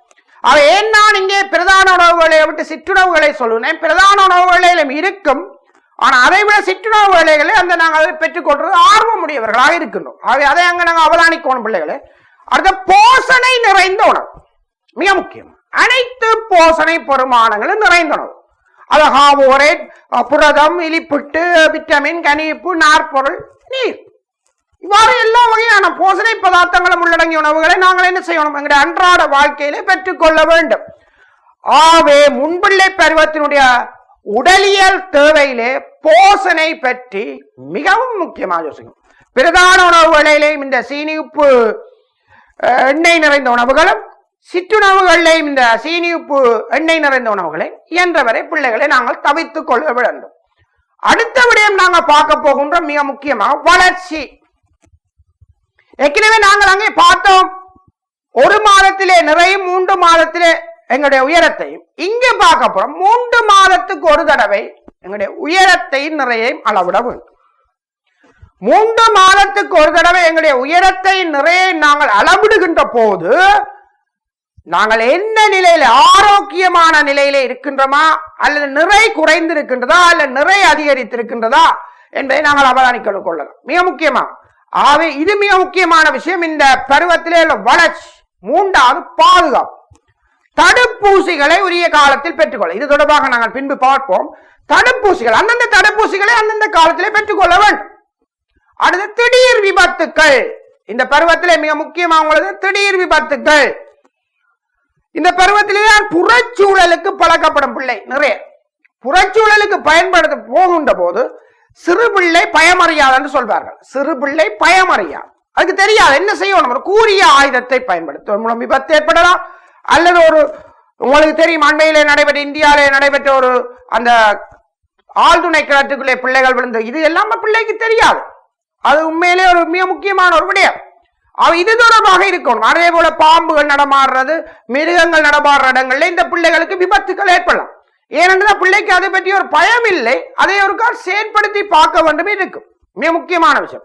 இந்த பருவத்தில் என்ன செய்யும் என்று சொன்னா, பிள்ளை புதிய வகையான, உங்களுக்கு தெரியும், 1500 சொற்களுக்கு மேற்பட்ட சொற்களை தேடும். மெமரி தேடும். அது சரியான சொற்களா தவறான சொற்கள் என்று பிள்ளை அதை ஒரு காலம் அறிந்து கொள்ளலாம். அவை என்ன சொற்களை போலதான் புதிய விடயங்களை பார்க்கும், செய்து பார்க்கும். ஒரு கரண்டி எடுத்து தட்டி பார்க்கும், அதனுடைய பௌதிக உணர்வு என்ன, சத்தம் வருது, அப்ப அவை அதை தட்டி பார்ப்போம். அவை பிள்ளைகள் எந்த வித, அவை விபத்துக்கள் ஏற்படுவதற்கான வாய்ப்பு இந்த பருவத்தில் மிகவும் முக்கியமான ஒரு பருவமாக இருக்கின்றது. மிகவும் அவதானமாக இருக்கும், விரைவாக செயற்பாடு. அடுத்த நோய்க்கிருமிகள் வாழும் இடங்கள் இருந்து அப்புறப்படுத்திக் கொள்ளும், மிக முக்கியமான விஷயம். நோய்க்கிருமிகள், இந்த பிள்ளைகள் கூடுதலா பாருங்க, இந்த மண்ணிலே கூடுதலா விளையாடுவது, அது ஒரு சிறப்பான விஷயம். மண்ணிலே விளையாடுவது என்பது ஒரு சிறப்பான விஷயம். நோய் எதிர்ப்பு சக்தி இயற்கையாக அதிலிருந்து எங்களுக்கு கிடைக்கும். அதிலேயும் குறிப்பா மிகவும் நோய்க்கிருமிகள், அதாவது ஒரு பாக்டீரியா, பங்கஸ் போன்ற நோய்கள் இலகுவா தொட்டக்கூடிய, கூடுதலா இந்த பிள்ளைகளுக்கு பார்த்தீர்கள் என்றால் தோல் சம்பந்தப்பட்ட நோய்கள் அடிக்கடி ஏற்படும். அதே போல இன்னும் ஒன்று செய்யும், நோய்க்கிருமிகளே உள்ள சில வகையான பிராணிகள்லையும் பிள்ளை தொட்டு விளையாடும், நாய் போன்றவர்கள். ஆகவே இது மிக முக்கியமான ஒரு விஷயம். சுத்தமாக இருந்தாலும் பிரச்சனை இல்லை, சுத்தமற்றதாக காணப்படுகின்ற போது இங்கு பிரச்சனையாக இருக்குது. அவை நோய்க்கிருமிகள் வாழும் இடங்கள்ல இருந்து இந்த பிள்ளைகளை நாங்கள் என்ன செய்யணும், பாதுகாத்து கொள்ளக்கூடியதா இருக்கணும். அடுத்தபடியே நாங்க பார்க்க போறோம் மிக முக்கியமா இந்த முன்பிள்ளை பருவத்தின் உள சமூக தேவைகள். நாங்கள் ஒவ்வொரு பருவத்தினையும் பார்க்கிறோம். சிசு பருவத்தினுடைய உடலியல் தேவைகள், உள சமூக தேவைகள். அதே போல அடுத்தது குழந்தை பருவத்துடைய உடலியல் தேவைகள், உள சமூக தேவைகள். அடுத்தது நாங்க பார்த்துருவோம் முன்பிள்ளை பருவத்துடைய இப்ப உள சமூக தேவைகளை பற்றி பார்க்கிறோம். முன்பிள்ளை பருவத்துடைய உள சமூக தேவையில அன்பும் ஆதரவும் என்பது மிக முக்கியமான விஷயம். இந்த அன்பும் ஆதரவும் வந்து பிள்ளைக்கு கிடைக்கின்ற போது, நாங்கள் ஏற்கனவே பெற்ற சிசு பருவம், அதுக்கு பிறகுப்பட்ட குழந்தை பருவம், அடுத்த முன்பிள்ளை பருவம், எல்லாத்திலையும் இந்த உள சமூக தேவையில அன்பும் ஆதரவு என்பது மிக முக்கியமான விஷயத்தை குறித்து இருக்கின்றார்கள். ஏனென்றால் இது இங்கே கிடைக்க வேண்டிய ஒரு விடயமாக இருப்பதனால் இதனை குறித்திருக்கின்றார்கள். உள வளர்ச்சிக்கு, அவருடைய உள வளர்ச்சியை ஊக்குவிப்பதற்கு என்னென்ன விடயங்களை வழங்குதல் வேண்டும். பிள்ளை சுயமாக சூழலை ஆராய விடவும், மிக முக்கியமான விஷயம். நாங்கள் இங்கே விடுற பிள்ளைகளே இருக்கின்ற உங்களுடைய பிள்ளைகள், உங்களுடைய அப்பா அம்மா, உங்களுடைய பெற்றோர்களை நீங்கள் பார்த்திருந்தால் உங்களுக்கு தெரிந்திருக்கு. சில விடயங்களை செய்கின்ற போது அதை செய்யாதீர்கள், அதை செய்யாதீர்கள், இதை செய்யாதீர்கள். சிறு வயதிலிருந்தே ஒரு விடயத்தை பற்றி ஆராயும் திறன் பிள்ளைக்கு இருக்குமாக இருந்தால் அவன் எதிர்காலத்திலே ஒரு பெரிய ஒரு கல்வி மானாக வந்து இந்த நாட்டுக்கு புதிய கண்டுபிடிப்புகளை கூட செய்வதற்கு அவனுக்கு வாய்ப்பு இருக்கின்றது. இதற்கு உண்மையிலே சிறந்த எங்களுடைய உதாரணமாக நாங்கள் கூறிக்கொள்ள எங்களுடைய அப்துல் கலாமை எடுத்துக்கொண்டால் எத்தனையோ தடவை முயற்சிகள் தவறிய பின்பும் இன்று அது சாதனையை நிலைநாட்டினவர். அதான் இங்கே மிக முக்கியமானது. சூழலை ஆராய்த்திறனை பிள்ளைகிட்ட விடணும், மிக முக்கியமான விஷயம். நீங்களும் அப்படித்தான் இருக்கணும் பிள்ளைகளே. புதிய புதிய விடயங்களை ஏன், எதற்கு, எப்படி, எங்கே, யாரால், எச்சந்தர்ப்பத்தில் எது உருவாக்கப்பட்டது என்பதை நீங்கள் சிந்திக்க வேண்டும். சிந்திக்கின்ற போது உங்களுடைய எதிர்கால இலக்கு என்பது உங்களுக்கு தெரிகின்றது. தனது ஆற்றலை வெளிப்படுத்த இடமளித்தல். பிள்ளை சிறு வயதில் நல்லாக ஆடும் பாடும் மற்றவர்களோட இலகுவாக கதைக்கிற திறன்கள் என்பன இலகுவாக ஏற்படும். ஆகவே அதை நாங்கள் பிள்ளைகளுக்கு ஊக்குவிக்க வேண்டும். சிறு வயதிலே மிக முக்கியமானது. சிறு வயதிலே பிள்ளைகளுக்கு நாங்க என்ன செய்யணும், உங்களுக்கு பாருங்க, ஆடல்ல விருப்பமா இருக்கும், பாடுறதுல விருப்பமா இருக்கும். உங்களுக்கு பிடித்த ஒரு நடிகர் நடிகை உங்களுக்கு ஒரு ரோல் மாடலாக இருக்கும். அவரை வைத்துக் கொண்டு உங்களுடைய செயற்பாடுகள் அவர் தனது ஆற்றலை வெளிப்படுத்துறதுக்கு ஒரு சந்தர்ப்பத்தை நீங்கள் விளங்கிக் கொள்ளக்கூடியதாக இருக்கும். சரியான பழக்க வழக்கம் மிக முக்கியமான விஷயம். சிறு வயதிலிருந்தே கை கழுவுற முறைகள், நாங்கள் மலசலங்க கூடத்துக்கு சென்று மலங்கழித்தவன் கைக்கு சவர்க்காரமிடுதல், காலமை பற்துளக்குதல், இரவு நித்திரைக்கு முன் பற்களை துளக்குதல், தலைமையில் அழகாக வருடுதல், துவைத்துளர்ந்த ஆடை அணிதல் மிக முக்கியமான. இன்று நாங்கள் முகக்கவசம் அணிதல், கைக்கு திரவம் போடுதல் போன்ற செயற்பாடுகளை நாங்கள் என்ன செய்யணும், கட்டாயம் இங்கே செய்ய வேண்டும். அதான் சரியான பழக்க வழக்கம். மிக முக்கியமான விஷயம். இந்த பருவத்திலிருந்து இந்த பழக்கத்தை கொண்டு வருகின்ற போது பிள்ளையினுடைய எதிர்காலத்திலே ஒரு சிறந்த பழக்கம் உள்ள நபராக இருக்கும். சிறந்த தொடர்பாளர் அடுத்த விஷயம் மிக முக்கியமா. இப்ப உங்களுக்கு தெரியும், உங்களுக்கு அதாவது நண்பர்களாகத்தான் இங்கே பழக. சிறந்த தொடர்பாளர்கள் இந்த பருவத்தில் மிக முக்கியமான ஒரு விஷயமா இருக்குது. மற்றவர்களோடு கதைக்கிறது. சில பிள்ளைகளை நீங்கள் பார்ப்பீர்களா என்றால் மிகவும் சிறப்பாக கதைக்கும். மற்றவர்களுடைய முகப்பாவனை, அதாவது சிரித்தபடி நீங்க கதைப்பீங்க. உங்களுக்கே தெரியும், உங்களுடைய அப்பாட்ட நீங்க ஒரு பொருளை வேண்டும் என்று சொன்னா பிள்ளை, இல்ல அம்மாட்ட ஒரு பொருளை நாங்கள் பெற்றுக்கொள்ள வேண்டுமாக இருந்தால் அதுக்கு எங்களுடைய ஒரு சில டாக்டிக்ஸ் இருக்கு. என்னென்னத்தை வைத்து நாங்கள் அந்த பிள்ளை அதனை பெற்றுக்கொள்ளலாம். அது மிக முக்கியமான சரியான தொடர்பாடு. அடுத்தது பிள்ளைகளின் செயற்பாடுகள் வளர்ச்சிக்கு உதவுதல். பிள்ளைகள் செயற்பாடு, பிள்ளை என்ன விஷயம் செய்ய போதும். உதாரணமா ஒரு வீடு ஒன்று அமைக்க இருக்கின்றது. அதுக்கு நாங்க பெற்றோர்களாகிய நாங்கள், உங்களுடைய அப்பா அம்மா உங்களுக்கு தெரியும், உங்களுக்குரிய பொருட்களை வேண்டி தருவார்கள். அல்ல புதிய ஒரு விடயத்தை செய்ய போகின்ற அதுக்குரிய பொருட்களை உங்களுக்கு வேண்டி தருவார்கள். ஏன் என்று சொன்னால் உங்களுடைய இந்த பருவத்தில் உள வளர்ச்சி தேவைக்கு மிக முக்கியமான விடயமா இருக்கின்றது. அவை உள வளர்ச்சி தேவைக்கு ஊக்குவிப்பு என்பது இங்க மிக முக்கியம். என சூழலை ஆராய இடமளித்தல், புதிய விடயங்களை ஆராய்ந்து பார்த்தல், சரியான பழக்க வழக்கம், சிறந்த தொடர்பாளர், பிள்ளையின் செயற்பாட்டுக்கு தேவையான அனைத்து வகையான உதவிகளையும் வழங்குது. அடுத்த விடயம் நாங்க பார்க்க போறோம் பிள்ளை பருவம். இந்த பிள்ளை பருவம் என்பது 6 தொடக்கம் 10 வயது வரை உள்ள பருவம் தான் பிள்ளை பருவம். இந்த பிள்ளை பருவத்தின் போஷனை நாங்கள் இங்க உடலியல் தேவை, பிள்ளை பருவத்தின் உடலியல் தேவைகளும் பார்க்க போறோம். இங்க உல சமூக தேவைகளும் பார்க்க போறோம். இந்த உடலியல் தேவைகள் என்று பார்க்கின்ற போது இந்த பருவத்திலே உடலியல் தேவைகளே போஷனை, நிறை உணவு பாருங்க. ஆரம்பத்தில் இருந்து நாங்க பார்த்தோம், அந்த ஒவ்வொரு பருவத்திலே இருந்தும் இந்த போஷனை தொடர்பாக விழிப்புணர்ச்சி ஏற்படுத்துகின்றார் என்றால் எதிர்காலத்திலே ஒரு சிறந்த ஆரோக்கியம் உள்ள ஒரு நபர் எங்களுடைய நாட்டிலே இருப்பார் என்ற ஒரு விடயத்தை அடிப்படையாக இந்த போஷனை என்ற விடயத்தை எங்களுடைய பாடத்திட்டத்திலே இந்த அரசாங்கம் நடைமுறைப்படுத்தி கொண்டிருக்கின்றது. அவன் நிறை உணவு, 2வது வளர்ச்சி. முன்பு பார்த்தோம் 3 மாதங்களுக்கு ஒரு தடவை நிறை உயரத்தை பார்த்தோம் முன்பிள்ளை பருவத்தில். தற்போது 4 மாதங்களுக்கு ஒரு தடவை எங்களுடைய நிறையை உயரத்தை அளவிடுதல் செயற்பாடு ஏற்படுகின்றது. அடுத்த விடயம் பாதுகாப்பு, மிக முக்கியமானது. திடீர் விபத்துக்களை இனங்காணவும் அவற்றை தவிர்க்கவும். விபத்து என்றால் என்னன்னு தெரியும் பிள்ளைக்கு. விபத்து என்றால் பிள்ளைக்கு தெரியும் என்ன விபத்து. எதிர்பார்த்த சந்தர்ப்பத்திலேயும் எதிர்பாராத சந்தர்ப்பத்திலே உடலுக்கு ஏற்படும் அசௌகரியம். என்ன எதிர்பார்க்கிற சந்தர்ப்பம் எங்களுக்கு தெரியும். நாங்கள் பாதசாரி கடவையால் கடக்காவிட்டால் எங்களுக்கு விபத்து ஏற்படும் என்று தெரியும். தெரியுமா தெரியாதா? தெரியும். அதே மாதிரி நாங்கள் இந்த விபத்துக்கள் எதிர்பாராத சந்தர்ப்பம், நாங்கள் எங்களுடைய சரியான பாதையில போய்கொண்டோம், பின்னாடி ஒரு வாகனம் வந்து எங்களுக்கு அடிக்கிறது, இது எங்களுக்கு தெரியாது, இது எதிர்பாராத விபத்து. அவை எதிர்பார்க்கும் சந்தர்ப்பங்களிலே எதிர்பாராத சந்தர்ப்பங்களிலே உடலுக்கு ஏற்படும் அசௌகரியம் விபத்து. இதை பிள்ளைகள் என்ன செய்யணும்? தவிர்க்க வேண்டும். அது பற்றிய அறிவை பிள்ளைகளுக்கு வழங்க வேண்டும்.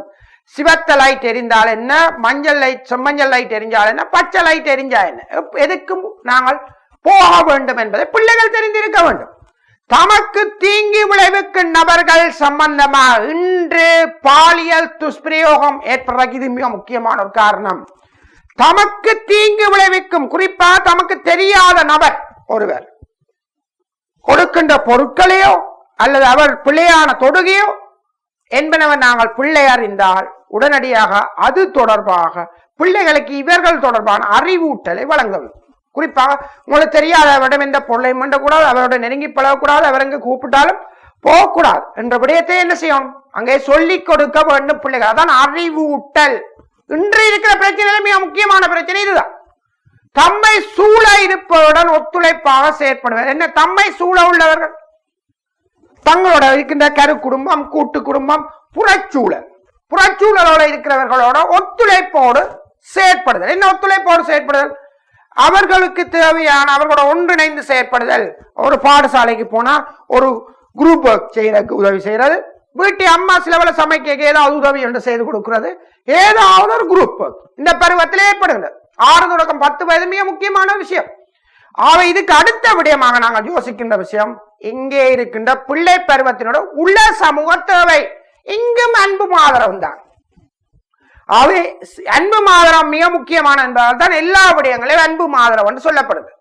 அடுத்தது உள வளர்ச்சிக்கு தேவையான ஊக்குவிப்புகளை வழங்குதல் மிக முக்கியமான விஷயம். உள வளர்ச்சிக்கு தேவையான ஊக்குவிப்புகள், அந்த ஊக்குவிப்பு தனிப்பட்ட சுகாதார பழக்க வழக்கங்கள் சம்பந்தமான அறிவு. நான் சொல்லியிருந்தேன், தனிப்பட்ட சுகாதார பழக்கம், நகங்களை வெட்டுதல், கை கழுவுதல் முறையாறு, பற்களை துலக்கும் முறை, தோய்த்துளர்ந்த ஆடை அணிதல், முகத்துக்கு கவசம் போடுதல், இருமுறை பற்களை துலக்குதல், அதன் பின் இனிப்பு பண்டங்கள் பற்களை துலக்குதல், அதே போல மலங்கழித்தவன் சவர்க்காரமிட்டு கையை கழுவுதல் போன்ற சுகாதார பழக்க வளங்கள் தனிப்பட்டதாக ஒவ்வொருவரும் தானாகவே அந்த அறிவை பெற்றுக் கொள்ளுதல் வேண்டும். மிக முக்கியமான விஷயம். சிறந்த தொடர்பாடலை பேணும் திறன். யாரோட எப்படி கதைக்கும், மிக முக்கியமா லிங்க் டு லிங்க். என்னுடைய காரியத்தை நிறைவேற்றுவதற்கு நான் யாரோட எப்படி கதைக்கும், அப்பாடு எப்படி கிடைக்கணும், அம்மாடு எப்படி கேட்கணும், அண்ணாடு எப்படி கேட்கணும், அக்காடு எப்படி கேட்கணும், தம்பியோடு எப்படி கிடைக்கணும் என்ற அறிவை பெற்றிருக்க வேண்டும். மிக முக்கியமான இந்த பருவத்தில் அறிவை பெற்றிருத்தல் என்பது மிக முக்கியமானது. அனுபவங்களை பெற வாய்ப்பளித்தல், புதிய அனுபவங்கள், அதாவது குடும்ப சூழலிலிருந்து புறச்சூழல், வெளியுலகத்தில் அனுபவங்களை பெற்றுக்கொள்ள வேண்டும். ஒரு குறிப்பாக அந்த பிள்ளைக்கு தெரியும், ஒரு பொருள் விவசாயம் சம்பந்தமான உற்பத்தி பொருள் எவ்வாறு உற்பத்தி செய்யப்பட்டு வருகின்றன. அதே போல அங்கே நாங்கள் பார்க்கின்ற போது இன்னொரு விடயம், விவசாய உற்பத்தி பொருட்களை விட அல்லது ஏதாவது ஒரு உணவுப் பொருள் எவ்வாறு உற்பத்தி செய்யப்பட்ட அனுபவம் பெற்றுக் கொள்ளணும். அந்த இடத்தை கொண்டே காட்ட வேண்டும். துறைமுகம் அப்படி இருக்கின்றது. துறைமுகத்தில் எவ்வாறு அங்கே இருக்கின்ற பார ஊர்திகள் மூலம் கொண்டு வரப்படுகின்றது என்பதை நாங்கள் தெரிந்திருக்க வேண்டும். அவை அந்த அனுபவ அறிவு என்பது இங்க மிக முக்கியமானதாக இருக்கிறது. பல்வேறுபட்ட பொழுதுபோக்குகள் மிக முக்கியம். முத்திரை சேகரித்தல், கதை புத்தகம் வாசித்தல், விளையாட்டுகளில் ஈடுபடுதல், அதாவது சுற்றுலாக்கள் செல்லுதல் போன்ற விடயங்களை தெரிந்திருக்கணும். பல்வேறு பொழுதுபோக்கு அம்சங்கள் மிக முக்கியமானது. அடுத்த விடயம் நாங்கள் மிக முக்கியமானது எங்கே கற்றுக்கொண்டதுக்கு அமைய இங்கே இருக்கின்ற ஒவ்வொரு வயது பிரிவிலையும் என்னென்ன வகையான நாங்கள் தடுப்பூசிகளை பெற்றுக்கொள்வோம் என்ற ஒரு சின்ன அறிவை பெற்றுக்கொள்வோம். வயது நோய் தடுப்பு மருந்துகள் பிறப்பு தொடக்க 4 வாரங்கள் காசம் என்ற நோய்க்கு பிசிஜி என்ற வேக்சினை நாங்கள் போட்டுக்கொள்ளணும். மிக முக்கியமான விஷயம். 2 மாத முடிவில் குக்கல், தொண்டை கரப்பான், ஈர்ப்பு வலி, ஹீமோபிலஸ், இன்ஃப்ளூயன்சா பி போன்றவற்றுக்கு பெண்டோவெலண்டன் வேக்சினை போடணும். அதோட ஹெப்படைட்டிஸ் பி என்ற வேக்சினை நாங்கள் போட்டுக்கொள்ள வேண்டும். போலியோ என்றதுக்கு போலியோ சொட்டு வேக்சினை இந்த பருவத்திலே போட்டுக்கொள்ள வேண்டும், மிக முக்கியமானது.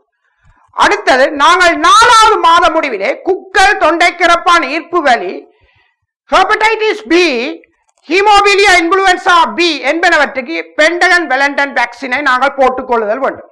அடுத்ததாக போலியோக்கு போலியோ சொட்டு மருந்து 2வது, மிக முக்கியமானது, 2வதை போட்டுக்கொள்ள வேண்டும். அடுத்தது 6வது மாத முடிவிலே குக்கல், தொண்டை கிரப்பான், ஈர்ப்பு வலி, ஹீமோபிலஸ் இன்ஃபுளுவன்சா பி என்பவற்றுக்கு பென்டோவலண்டன் வேக்சின் 3வது போட்டுக்கொள்ள வேண்டும். அடுத்தபடியும் 9வது மாத முடிவிலே சின்னமுத்துக்கு சின்னமுத்து தடுப்பு மருந்தும், 1 வருடம் பூர்த்தியான பின்னர் ஜப்பானிஸ் என்செபடைட்டிஸ் என்ற வேக்சினை நாங்கள் போட்டுக்கொள்ளும். மிக முக்கியமா திருப்பி இருக்கா பார்த்துக்கொள்ள வேணும். 1 வருட முடிவிலே பூர்த்தியான பின்னர் ஜப்பானிஸ் என்செபலைட்டிஸ் என்ற ஒரு நோய்க்கு ஜப்பானிஸ் என்செபலைட்டிஸ் வேக்சினை போட்டுக்கொள்ள வேண்டும். அடுத்ததாக 18 மாத முடிவிலே குக்கல், தொண்டை கிரப்பான், ஈர்ப்பு வலி போன்றவற்றுக்கு முக்கூட்டு வேக்சினும் போலியோ சொட்டு மருந்து 4வது போலியோ சொட்டு மருந்து. 3 வருடங்கள் பூர்த்தியான பின்னர் சின்னமுத்து ருபல்லாக்கு சின்னமுத்து ருபல்லா வேக்சின் போட்டுக்கொள்ளுதல் வேண்டும். அடுத்தது 5 வருட முடிவிலே தொண்டை கிரப்பான், ஈர்ப்பு வலி, போலியோவுக்கு டிப்திரியா ஈர்ப்பு வலி வேக்சின், அதோட போலியோ சொட்டு மருந்து. அடுத்ததாக நாங்கள் 12 தொடக்கம் 15 வருடங்களில் ருபல்லா ஈர்ப்பு வலி, தொண்டை கிரப்பானுக்கு ருபல்லா வேக்சின், மிக முக்கியமா ருபல்லா வேக்சின், பெரியோர்களுக்கு ஆன ஈர்ப்பு வலி. அடுத்தது 1வது கர்ப்பிணி, நாங்க படித்த பாடத்திலே 1வது கர்ப்பிணியில 12 கிழமைகளின் பின் ஈர்ப்பு வலி வேக்சின் 2 போடுதல் வேண்டும். 4 வாரங்கள் இடைவெளியில போடும். 4 வாரங்கள் இடைவெளியில அதை போட்டுக்கொள்ள வேண்டும். 2வது, 3வது, 4ஆம் கற்பந்தரித்தில் 12 வாரங்களின் பின்னர் ஈர்ப்பு வலி வேக்சின் போடுதல் வேண்டும். அடுத்ததாக 15 தொடக்கம் 44 வருடங்களில் ருபல்லா வேக்சின் போட்டுக்கொள்ளும். இது மிக முக்கியமான ஒரு விஷயம். ஆகவே பிள்ளைகளே, நாங்கள் இன்று இந்த 2வது அலகு பிள்ளை பருவத்தின் பிரதான கட்டங்களில் உள்ள அனைத்து விடயங்களையும் நாங்கள் இங்கு சரியான முறையில பார்வையிட்டிருந்தோம். இந்த பாடத்தை நாங்கள் கற்கின்ற போது இலகுவாக விளங்கிக் கொள்ள வேண்டியது உடலியல் தேவைகள் என்னென்ன விடயம் இருக்கும், போஷணை, வளர்ச்சி, பாதுகாப்பு, உல சமூக தேவையில் இருக்கு, அன்பு, ஆதரவு, உல வளர்ச்சிக்கு தேவையான விடயங்கள். இதுதான் எல்லா பருவங்களையும் வருகின்றபடியால் இலகுவாக நாங்கள் கற்றுக்கொள்ளலாம், ஞாபகப்படுத்திக் கொள்ளலாம். ஆனால் சிறு சிறு மாற்றங்கள் தான் இருக்கின்றது, அங்கே இருக்கின்றது. அதாவது சிசு பருவத்திலே என்ன தாய்ப்பால் சொன்னா, இங்கால நாங்கள் பிள்ளை பருவத்திலே என்ன செய்யணும், 3 வகையான உணவு வேலைகள் சொன்னா அந்த 3 வகையான உணவுகளை பார்த்தா சரி. ஆகவே இன்று நாங்கள் கற்ற பாடத்திலே மிகவும் உங்களுக்கு பிடித்த மாதிரியான செயற்பாடுகள் நாங்கள் செய்திருக்கின்றோம். இது தொடர்பாக உங்களுடைய அபிப்பிராயங்களையும் எங்களுக்கு சொல்லக்கூடியதாக இருக்கும். பிள்ளைகளை என்று நாங்கள் கற்றுக்கொண்ட இந்த பாடத்துடன் இன்னொரு பாடத்தை கற்றல் செயற்பாட்டின் மூலம் நாங்கள் உங்களை மீண்டும் சந்தித்துக் கொள்வோம் என்று கூறி உங்களிடம் இந்த விடைபெற்றுக் கொள்வோம். நன்றி.